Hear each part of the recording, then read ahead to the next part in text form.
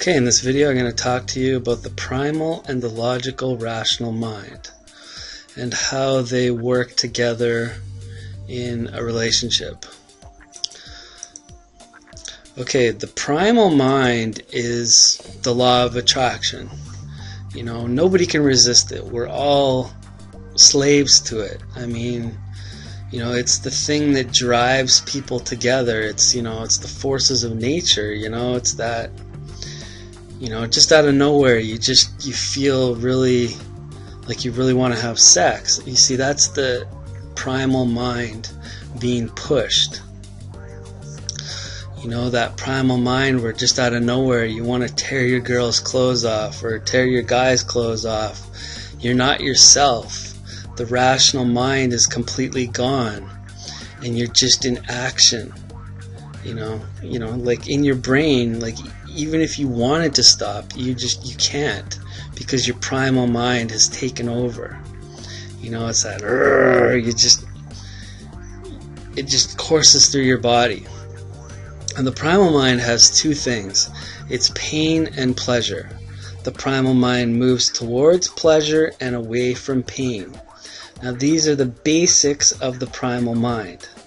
Now the whole basis of all these teachings that I'm going to tell you is based in the primal mind.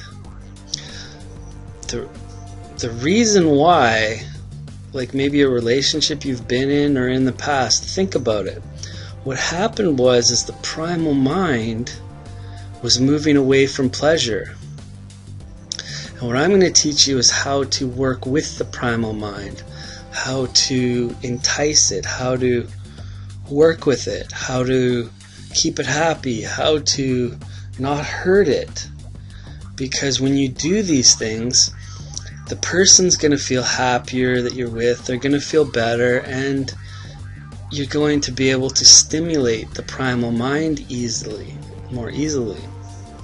Now the rational mind, this is the mind that you fell in love with. This is the person that sat beside you and talked. Everything they told you was a reflection of their past, of who they are. Now this is the rational mind.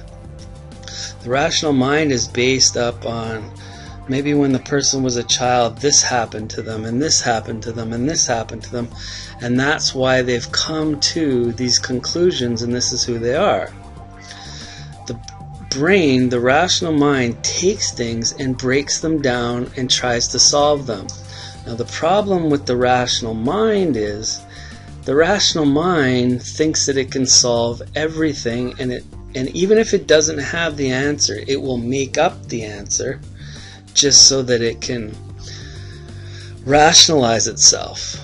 You know, it takes an anger or a resentment and it, you know, puts it up in its little supercomputer and pops out the craziest answer or whatever answer that it wants. You know, and and this teaching that I'm going to tell you is how to work maybe appease the rational mind. You know, I'll teach you how to work with it and not hurt the rational mind and work more with the primal mind. Because the rational mind, you know, it's a person walking through life. I mean, they have their journey in life. They have the teachings that they're going to learn in their life. They're going to fall on their face. They're going to get up. They're going to try this thing and they're going to try that thing. You can't get in front of a person's rational mind. You can't get in front of a person's road in life. I mean, if you're with them, you walk beside them on your own road, right? And when you learn these two teachings, you know, you're going to just open yourself up. It's just amazing. So these are the differences of the primal mind and the rational mind.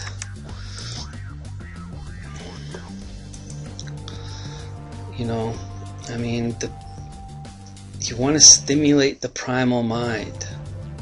I'm going to teach you how to stimulate the primal mind, or how to stimulate it more. When I was younger, you know, I would try to, you know, rationalize, try to talk into sex and all these other things.